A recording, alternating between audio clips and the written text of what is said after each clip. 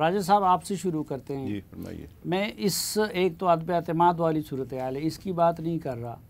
جو اس سے پہلے ایکشن کمیٹی نے جو کچھ کیا اور جن نعروں کے ساتھ وہ آئے، آپ کیا سمجھتے ہیں کہ آزاد کشمیر کے صورتحال کو یہاں تک پہنچانے میں کس نے بنیادی کردار ادا کیا؟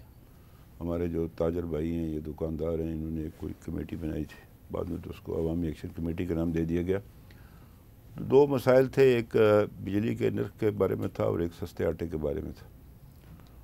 وہ حکومت پاکستان نے آزاد کشمیر حکومت کو یا کسی پولیٹیکل پارٹیز کو اعتماد ملی ہے بغیر بجلی کا نرخ کر دیا 3 روپے اور آٹا جو ہے وہ 2000 روپے من کر دیا.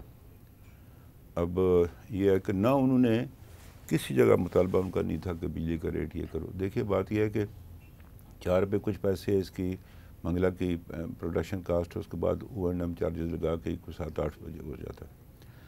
اب یہ ہے کہ حکومت پاکستان جو دیتی ہے یہ 3 روپے پر، اس کی جگہ 80 ارب روپے حکومت پاکستان کو مزید بھی جمع کرانا پڑتا ہے ان ڈسکوز کو. تو یہ میں سمجھتا ہوں کہ حکومت پاکستان کو بلیک میل کیا گیا کشمیر کے نام پر اور وہ گھبرا گئے اور انہوں نے یہ کر دیا. اب گزارش میں یہ کرنا چاہتا ہوں کہ اس کے بعد پھر انہوں نے کوئی 38 مطالبات کر لیے انہوں نے اپنے، جو ان کا کام نہیں ہے. مناسب بات یہ ہے کہ وہ ایک اپنی پارٹی کو رجسٹر کروائیں، الیکشن لڑے، اور اگر وہ اسمبلی میں آتے تو وہ ضرور آئیں، ان کا جمہوری حق ہے. جو وہ آزاد کشمیر کے اندر تبدیلی لانا چاہتے ہیں، اگر ان کو سادہ اکثریت ہے تو وہ کریں، لیکن ایسے نہیں، یہ جتھوں کی صورت میں نہیں. اگر یہ ہوا کل کوئی اور آ جائے گا پھر وہ کہے گا یہ کرو. تو اس سے ایک سیاسی فضا جو ہے نا آزاد کشمیر کی خراب ہوئی. اس میں حکومت کی نااہلی بھی ہے، اس میں کوئی شک نہیں ہے. اور بات دراصل میں جو اصل بات وہ یہ ہے کہ صرف یہ نہیں تھے، اس میں ساری پولیٹیکل پارٹیز کے لوگ شامل تھے. مسلم لیگ کے بھی تھے، پیپلز پارٹی کے بھی تھے، PTI کے بھی تھے. یہ ایک بدبودار سیاسی نظام جو ہے نا ہم پر مسلط کیا گیا ہے یہ کوئی 2-2.5 سال پہلے، جس میں کہا گیا جی کہ پہلے یہ کہا گیا جی یہ 3 جماعتیں مل کر بنائیں گی. یہ PTI کا جو تھا وہ فارورڈ بلاک، مسلم لیگ اور پیپلز پارٹی. بعد میں پتہ چلا کہ یہ MLAs کی حکومت ہے. کہ وہ پھر ایسا ایک نظام آیا، میرٹ بھی ختم ہو گیا، کچھ بات نہیں رہی. اب اللہ کا شکر ہے کہ کل آزاد کشمیر ہائی کورٹ نے جو ہم نے وہ تھرڈ پارٹی ویلیڈیشن ایکٹ جو لگایا تھا 2021 کا، وہ انہوں نے بحال کیا.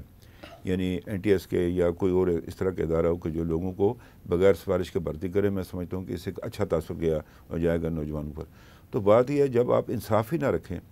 اچھا دلچسپ بات یہ ہے صافی صاحب کہ جس جماعت کا وزیر اعظم ہے اسی جماعت کا لیڈر آف دی اپوزیشن ہے.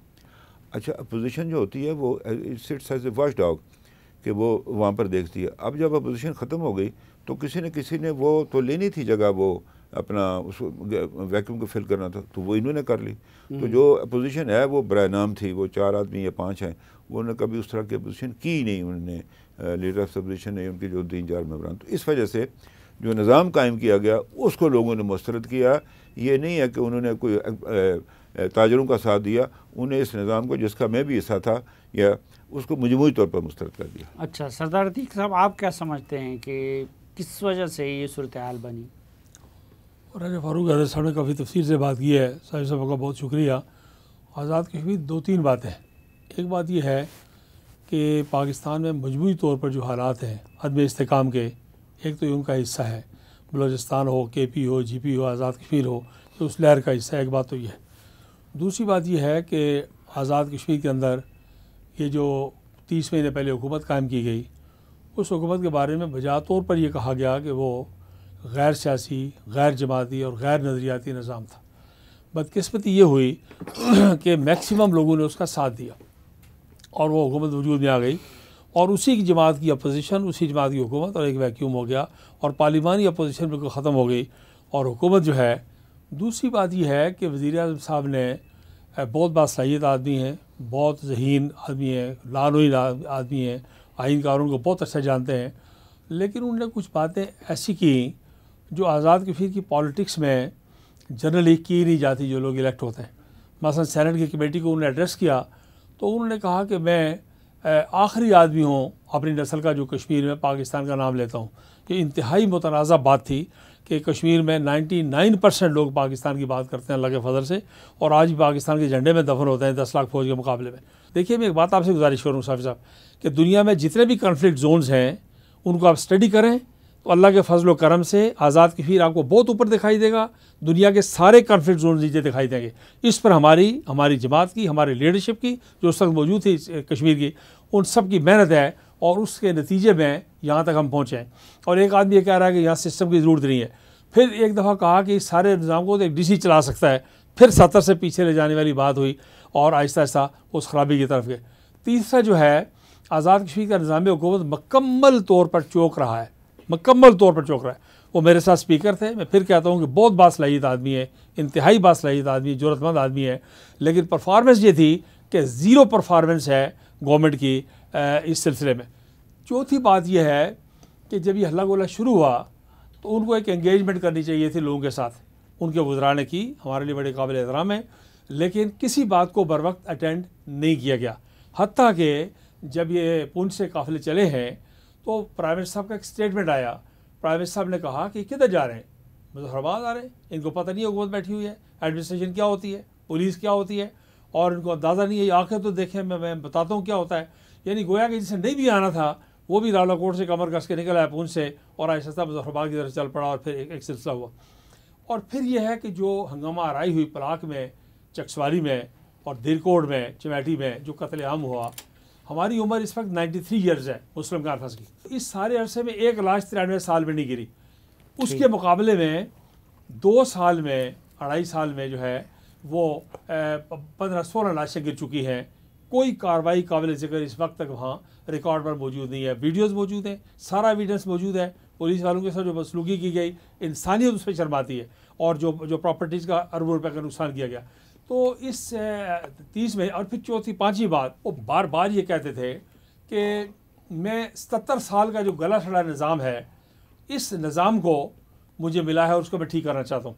اب ان 77 سالوں میں نے ان سے، ان ساتھیوں کی موجودگی میں کہا کہ آپ کے والد محترم جو تھے وہ بھی اس نظام کا حصہ تھے، فیصل لاٹھور صاحب بیٹھے تھے، ان کے والد محترم ان کا حصہ تھے، یہ جو 2 حضرات ہمارے محترم بیٹھے ہیں، رائے صاحب اور سعادت علی ریاض صاحب، یہ اس نظام کا حصہ رہے۔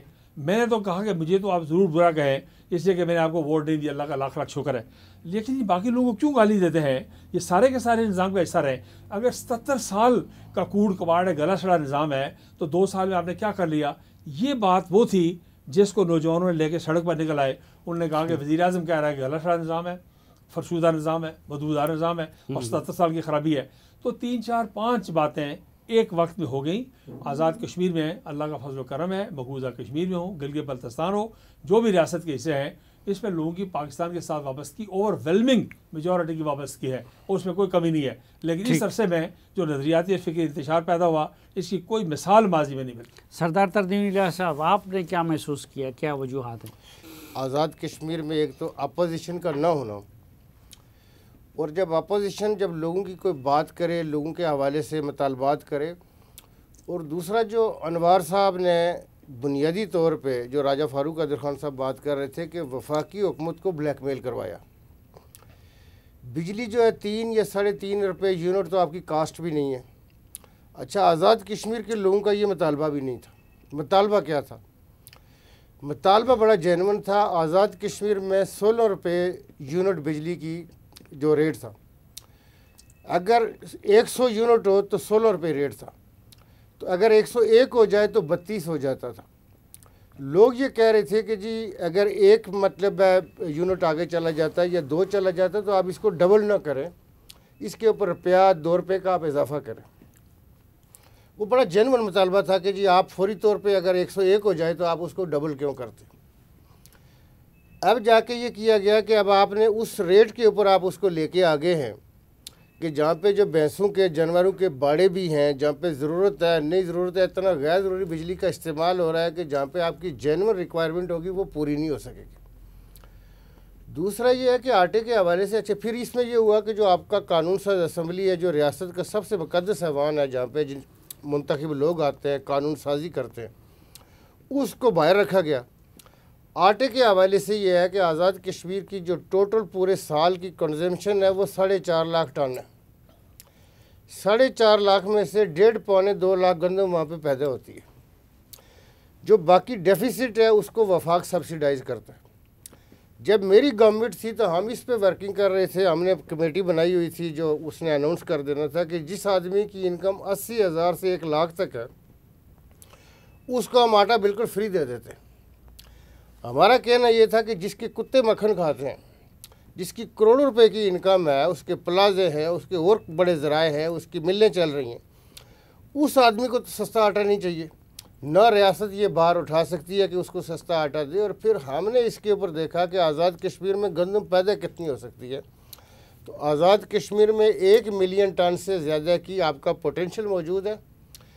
پھر یہ تھا کہ آپ لوگوں کو ترغیب دیں کہ جی آپ اگر اس کی سپورٹ پرائس اچھی کر لیں تو ہمارا پنجاب کا فارمر, ہمارا سندھ کا, ہمارا KP کا فارمر بھی آزاد کشمیر میں جا کے گندم لگائے گا. آپ سپورٹ پرائس اچھی کر دیں. پھر آزاد کشمیر کا جو ذمہ دار ہے اس کے حوالے سے کہ وہاں زعفران کا بہت پوٹینشیل موجود ہے کہ زعفران تولے میں بکتی ہے. آپ کی چائے کی کاشت کا آزاد کشمیر کے اندر بہت اچھا پوٹینشیل موجود ہے, لوگ بعض جگہوں پہ کرتے بھی ہیں. تو لوگوں کو جو سیدھے راستے کے اوپر ہم نے لگانا تھا وہ چیزیں چھوڑ کے یہ کمیٹیاں بنیادی طور پہ, ان کمیٹیوں کے بنانے میں انوار الحق صاحب خود شامل تھے پورے اس سسٹم کو ہائی جیک کرنے کے حوالے سے. آزاد کشمیر کا دیکھیں جو بنایا ہوا نظام ہے, ہمارے ایک تو ملینز کی تعداد میں مہاجرین پنجاب میں, KP میں, سندھ میں اور بلوچستان میں آباد ہیں جو مختلف اوقات میں ہجرت کر کے آتے رہے. 89 کے بعد جو مہاجرین ہمارے پاس آئے, ہمارے پاس 7-8 کیمپ مظفر آباد میں جو مہاجر کیمپوں میں وہ لوگ ہیں, اور ہمارے پاس 6 کیمپ باغ میں ہیں جہاں پہ مہاجر لوگ آباد. آزاد کشمیر کا جو نظام ہے یہ بنیادی طور پہ یہ بیس کیمپ ہے, اور جو LOC کے اس پار جو تکمیل پاکستان کی جدوجہد کر رہے ہیں وہ ہماری آس اور امید کے اوپر کر رہے ہیں کہ ہم ان کے لیے کریں گے. اور پاکستان چونکہ کشمیر کے مقدمے کا ہمیشہ سے بنیادی فریق رہا ہے, آزاد کشمیر میں بھی اور LOC کے اس پار بھی سب نیشنلزم کا نعرہ رہا. جیسے یاسین ملک کا مقدمہ ہو وہ بھی پاکستان ہی لڑتا ہے, ہماری وزارت خارجہ لڑتی ہے. اینٹی پاکستان سینٹیمنٹ آزاد کشمیر کے اندر کبھی کسی نے نہیں دیکھے, چونکہ یہ آزاد کشمیر کے حوالے سے بلوچستان میں مسائل ہوئے ہوں گے, سندھ میں ہوئے ہوں گے, KP میں ہوئے ہوں گے. ذمہ دار کون تھا اس سب؟ اس میں ہم بنیادی طور پہ چودھری انوار الحق صاحب کو, سردار عتیق صاحب ان کو بہت مطلب ذہین اور فتین کہہ رہے ہیں. میرے کاغذات میں یہ ہے کہ میں یہ سمجھتا ہوں کہ چونکہ چودھری انوار الحق صاحب کو ان کے والد صاحب نے ڈسٹرکٹ فوڈ کنٹرولر ان کو لگوایا تھا گریڈ 16 میں. اگر ان کے والد صاحب سمجھتے کہ یہ بندہ سیاست کے اہل ہے تو وہ ان کو اپنے جانشین کے طور پہ, وہ چونکہ ایک سیاسی آدمی تھے, ان کو جانشین کے طور پہ تیار کرتے. چودھری انوار الحق صاحب پہلی دفعہ 2006 کی اسمبلی میں آئے, 4 دفعہ گورنمنٹ ٹاپل ہوئی, 4 وزرائے اعظم تبدیل ہوئے. دوبارہ 2021 میں ہم ان کو لے کے آئے, اب بھی یہی ہونے جا رہا ہے, 4تھا وزیر اعظم آ رہا ہے. وہ بنیادی طور پہ ایک سازشی ذہن کے آدمی ہیں. سازش کرنا, نظام کے خلاف سازش کرنا,